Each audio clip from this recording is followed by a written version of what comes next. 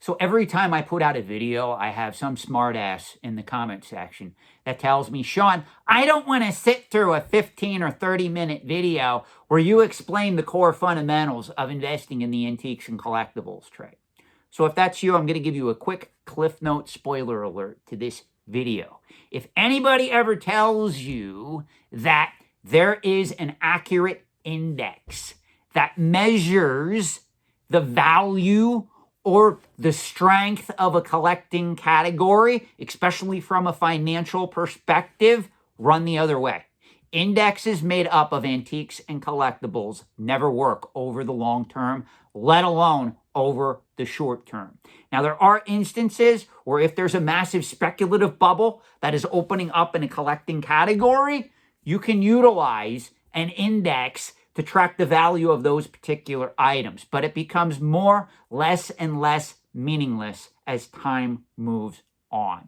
This is what we need to have a discussion about, because I'm seeing a lot of YouTubers, I'm even seeing auction companies, grading companies start to come up or publish information alluding to indexes that seek to track or measure the market and strength of a collecting category over the long term. Now, it's important that I tell you this. One of the most popular indexes that track the collectibles marketplace is known as the PCGS 3000 Rare Coin Index. Now, I have nothing against PCGS. I have nothing against the fine folks that attempted to create this particular index that goes all the way back to the 1970s and attempts to track the value of specific set of coins. You can even see what coins are used to make up this index. What I am here to tell you is it means absolutely nothing. Because if you look at the particular coins that make up this particular index, a lot of them are very common day coins that are not even in high grade, that trade on a consistent basis because a lot of precious metal dealers go after those particular coins, as opposed to rare coin collectors and investors. This is the inherent problem with indexes overall when we apply them to the antiques and collectibles trade, for that matter. The problem with an index based on antiques and collectibles is you have to get the balance just right. Isn't that a Depeche Mode song? You got to get the balance just right. You have to have the items that trade regularly while also giving weight to the items that are in the top echelon of that particular collecting category. I have never, in my time in the entire antiques and collectibles trade, have ever encountered an index that gets that right, especially over the long term. Now, I know what you're going to say. Well, Sean, I don't care what you think. I'm putting together an index based on Pokemon cards, and it's going to work. Or I'm putting together an index based on comic books, key issue vintage comic books, and it is going to work. You're going to see. Well, if you don't want to take my word for it, let's talk about another expert in the trade that we talk often about on this particular YouTube channel. His name is Harry Rinker.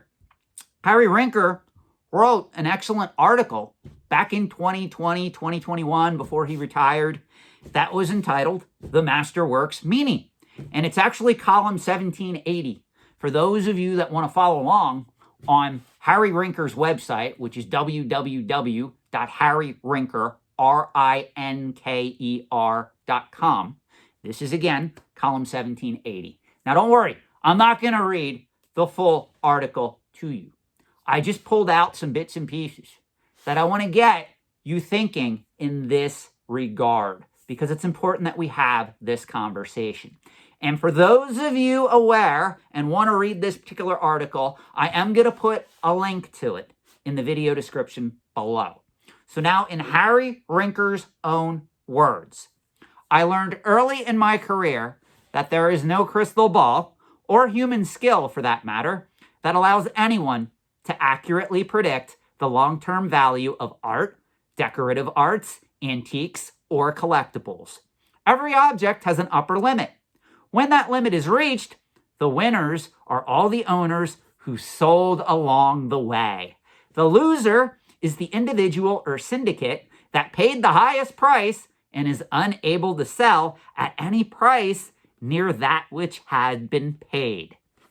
Does that ring a bell to a lot of the great video game collectors that told me I didn't know what I was talking about when they were bidding up some of these particular items into the stratosphere simply because a new grading company came on the scene and told them that this item that was once only valued at a couple $1,000s is now valued at over $100,000 or more. And ironically, what started the whole thing was a specific game, a sticker-sealed copy of Super Mario Brothers in 9.4 condition that sold through private sale for over $100,000.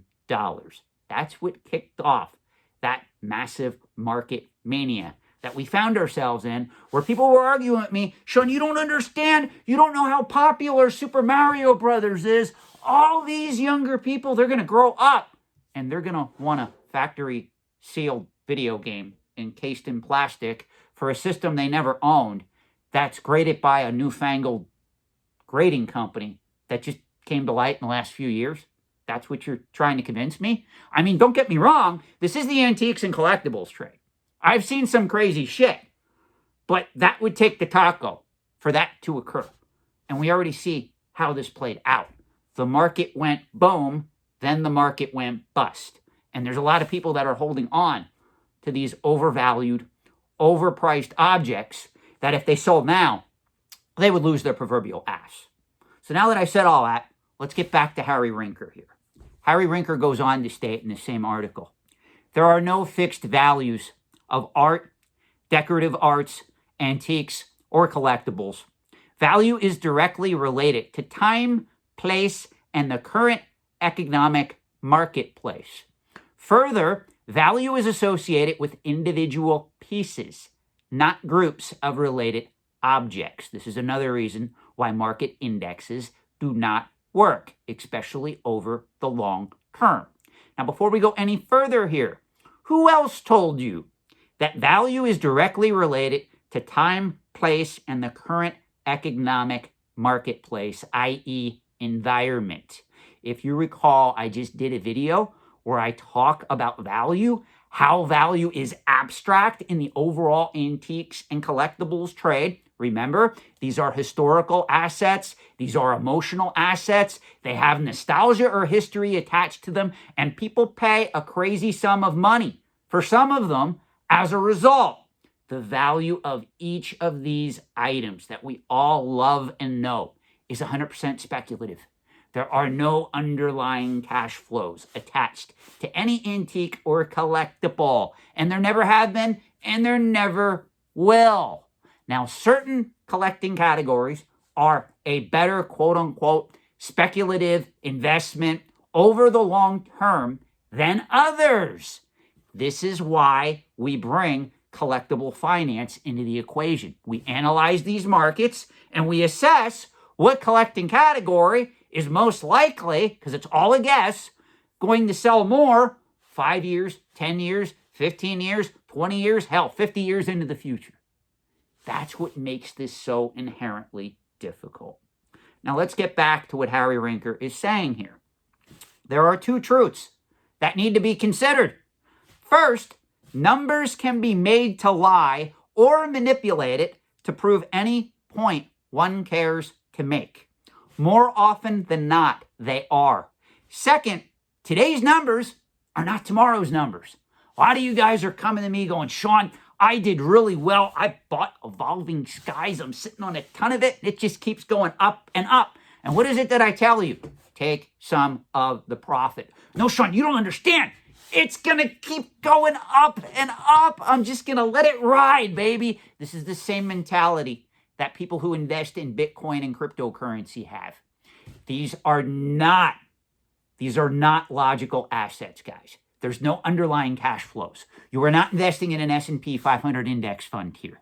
You're not even investing in anything on par with stocks or other financial assets when you put your money in this stuff. If something goes up, it is fugazi. You have to look at it and say, is now the time to sell? Should I take some of the profit from this? You can't count on it long term. That's the whole point.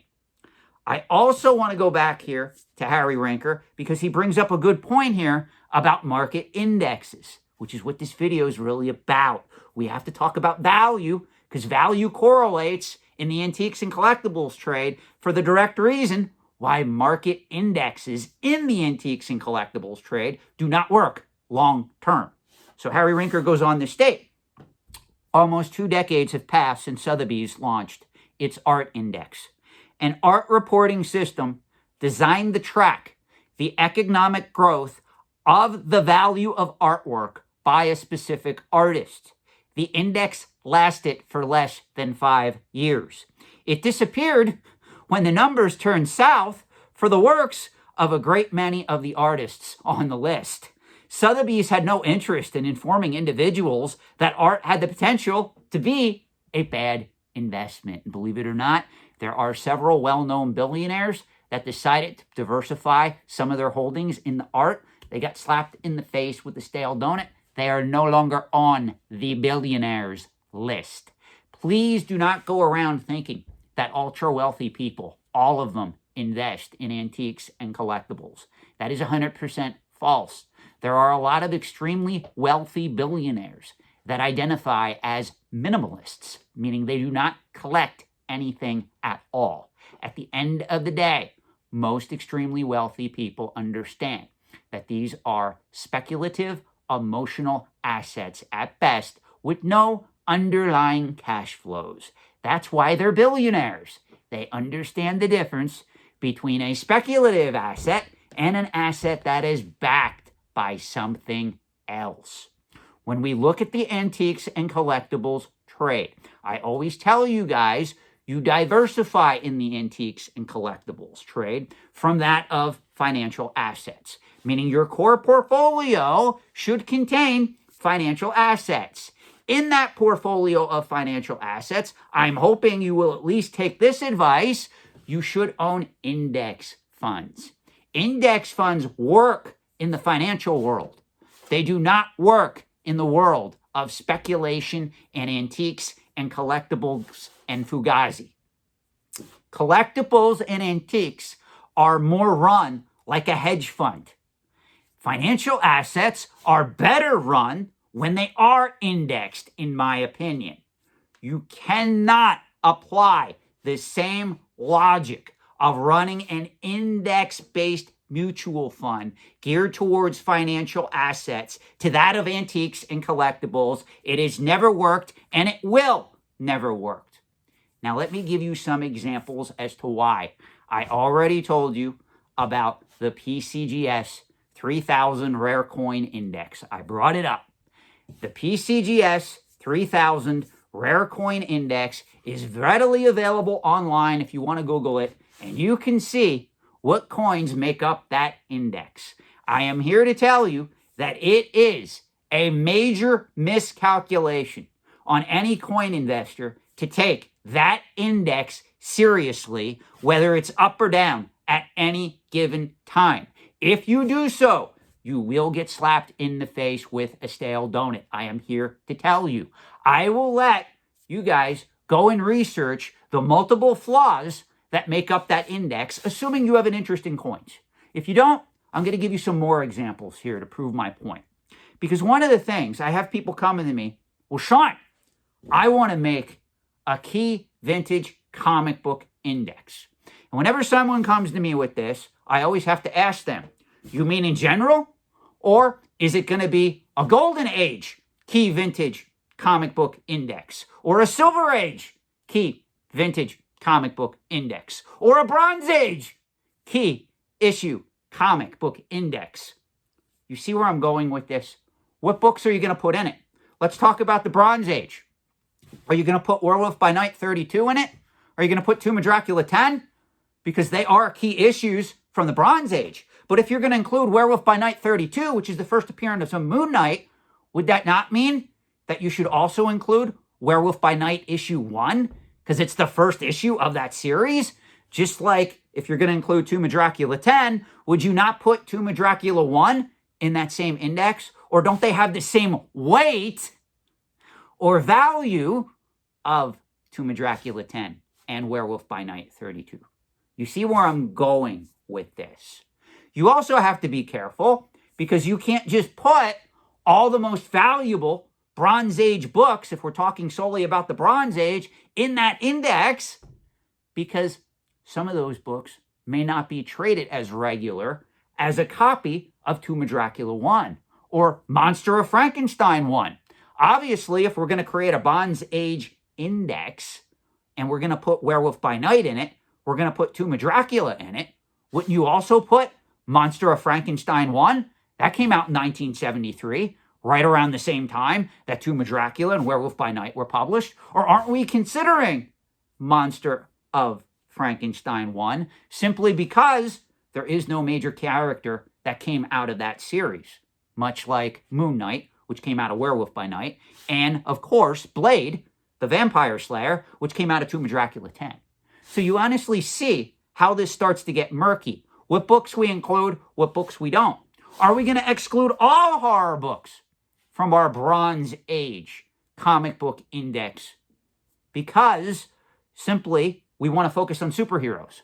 Well, if you do that, you're going to have to pull House of Secrets 92, which is a major Bronze Age key issue that went up in value a lot these last few years. You're going to have to pull that book from that index now.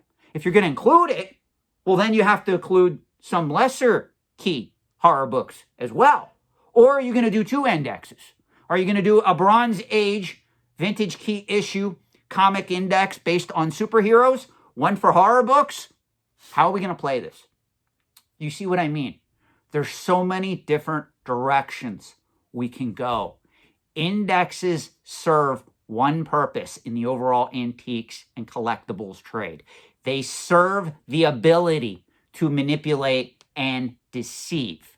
The individual that creates the index usually is a cheerleader of the collecting market he's creating it for, or he's affiliated with a major auction house, a grading company, or someone who is investing in these markets. That inherently causes a conflict of interest. There is nobody outside the antiques and collectibles trade that would ever care to create an index that is active inside the antiques and collectibles trade. There's the problem. All of these indexes are inherently flawed, and there are many more than the ones that I've mentioned. There are many more outside of coins, outside of art. There are even people trying to work on Pokemon card indexes that track the value of Pokemon holdings. I'm here to tell you, if somebody comes on YouTube and says that they created the perfect index to track the value of vintage or even modern era Pokemon cards, please shut the video off. Don't even watch it. Please do me that favor, because most likely the person has no idea what they're talking about. They don't even understand what an index is. And I'm trying to do this video without using any type of big finance terms, like if we talk about the correlation of beta, alpha, all those wonderful terms that you learn in finance school. I want to make sure that anybody can watch this video and understand specifically what I'm saying without going into details. I was originally going to do this video where I show you how they create a financial index like the S&P 500, what that's based on, how it works, why it's so successful, then compare that to the antiques and collectibles trade so that you can see the abstract difference of how these markets inherently work, both over the short term and over the long term. But I know I'm talking here for 19 minutes. No one's going to watch an hour-long video. So all is what I'm telling you guys is if anybody comes to you and says they have created the perfect index of antiques, of collectibles, catering to one category or another, ignore it. It will never, ever work over the long term. If you don't want to trust me, if you think somehow I'm misleading you, at the very least, trust Harry Rinker. He's been doing this a lot longer than I have. Thank you for watching. Let me know your thoughts in the comment section below. And I appreciate all the time that you took to watch this particular video. I hope you got something out of it. Thank you.